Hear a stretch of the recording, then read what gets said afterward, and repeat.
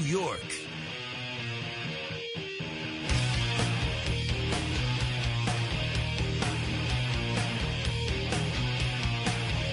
You know, the interesting thing is, I don't know, there's 812 on the fan, 813 on the fan, coming in from the Allstate Insurance Studio. So last week, I do an interview with one of our sales guys' son, Zach Gelb, on WHIP radio down there in Philadelphia. Whip. I got to tell you, his son is good, really good. And it got to the point where, they got it out there on the internet, and obviously everybody, follows Twitter and all that other stuff. Right. And now WIP would like to have me on as a guest because my conversation with Zach about the Eagles and number 2 overall pick and all this other stuff. And then, obviously Bobby, his dad, who's a sales guy here, was a former producer with Mike and the Mad Dog. So why don't you tell me? Sends me a text message. Hey, thanks for doing Zach's show. Here's the show. If you want to listen to it, he sent me the link to it and everything. I said, well, Bobby, I could see the future where you're selling his show, and he becomes a number 1 rated talk show host somewhere in the tri-state area. That's how good he was. That's how good the kid was. Yeah. Well, that's great kid. To be fair, though, this is why people think you're one of those typical NFL quarterbacks. Why? Great interview because he's talking to you.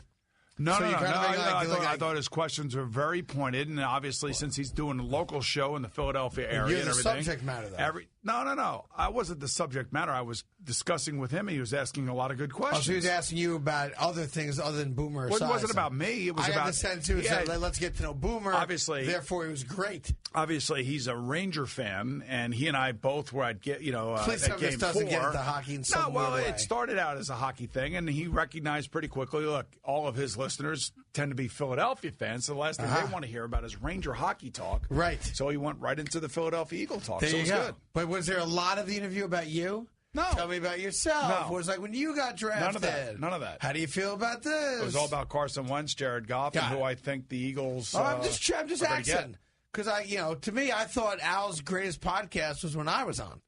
You know what I mean? Yeah, because it was all about you. Right. So Zach was not asking me about me. Well, I didn't know that.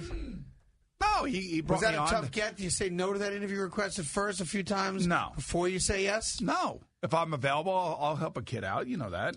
That's what I'm just asking. Of course I would. I see you around here with the interns and telling them what to do and how to do it and where they need to go and what they need to try to do and all that. So I think that's something that we'll like to pay it forward a little. I'm going to have a class of 5th graders here on Wednesday because I'm an adjunct professor in my kid's school all week. Nice. Monday to Friday, which is not that much. So what does that mean? From noon to 3 every day this week, I go into the school and I am now the teacher. I'm the professora.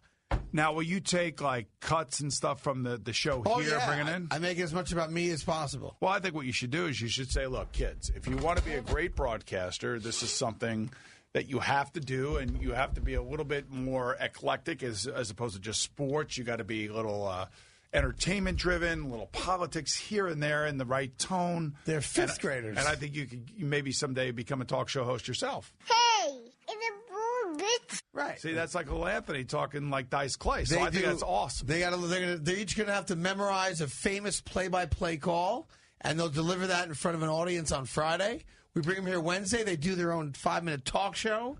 They have to write a game story, and you're coming in Thursday to be interviewed. No, I'm not. So I think it's fantastic that the kids will get to experience every aspect of being in sports broadcasting.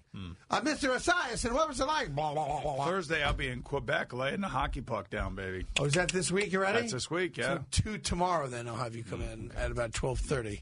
We'll buy you lunch, though. Oh, that's nice. We'll get you some cafeteria pizza. Thank you. It's all good in the hood.